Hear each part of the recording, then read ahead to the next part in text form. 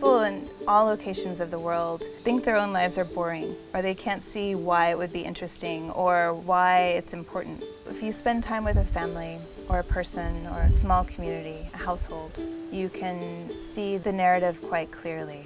To build a story and to build it in an honest way, you spend time to find the pictures that don't automatically creep into your mind. Tear down all the things that look different. Get down to the basics of life.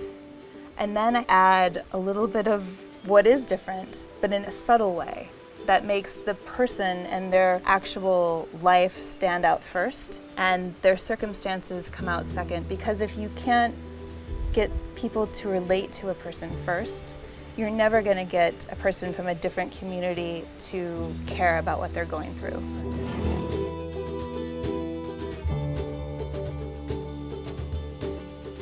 I've worked with fixers in almost every country I go to, and I think they're probably the most valuable part of any story, of any teamwork that develops a story.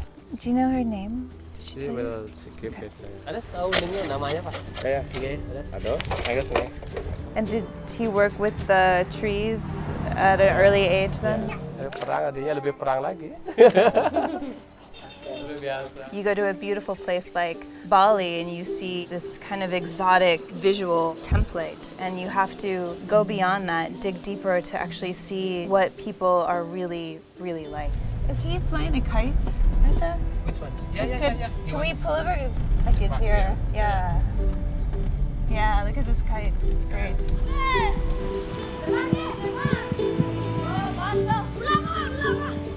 Is it something that they're doing because of the festival, or is it something they would do no matter what?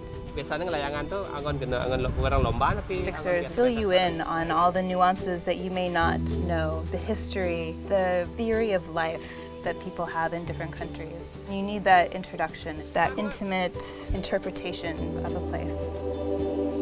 In other situations, also in war zones, even in the United States, they can tell you when something strange is happening that they're not used to and it's time to leave. You need to have that second set of eyes and the other person who's kind of looking around and taking in the scene as a whole, even though I may be concentrating in this small square and taking pictures and immersing myself in the one person I'm talking to. You need someone else to be kind of looking around and observing and understanding what's really happening and letting you know we have to go, or relax, stay, it's not a big deal.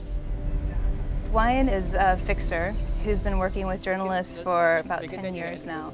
He is helping me find stories for the students at Foundry Workshop. People who are willing to have a student hang out with them for a week and show them their life. He's very personable. People are very relaxed around him, and he understands that I just want to get to know people. She just 10 months, she already walking. Oh my gosh.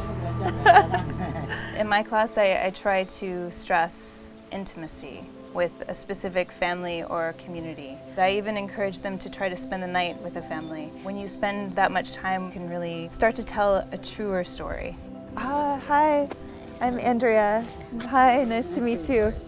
Who goes to school and how much does it cost? What are the quality of the roads and who do they want their daughters to grow up to be? Those are the things I use as cornerstones to try to figure out what a society is really like. He has something on his neck. Is he okay? As a foreigner, you're a bit of an alien.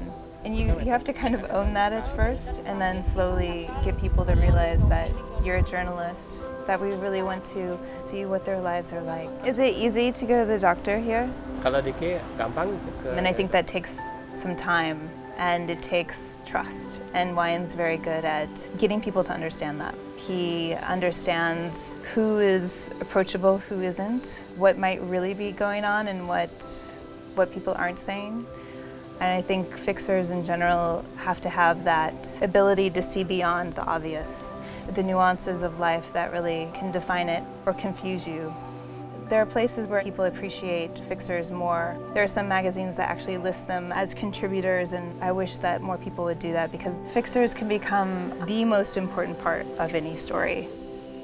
The things that we as professional photographers can teach the students at Foundry are tools to help them continue their career. If you're trying to do a very broad topic, how to narrow it into something very visual, how to be safe, and how to approach people, how to organize your time, how to push yourself, how to not get burned out, how to gain inspiration and keep your mind open to what the story can be.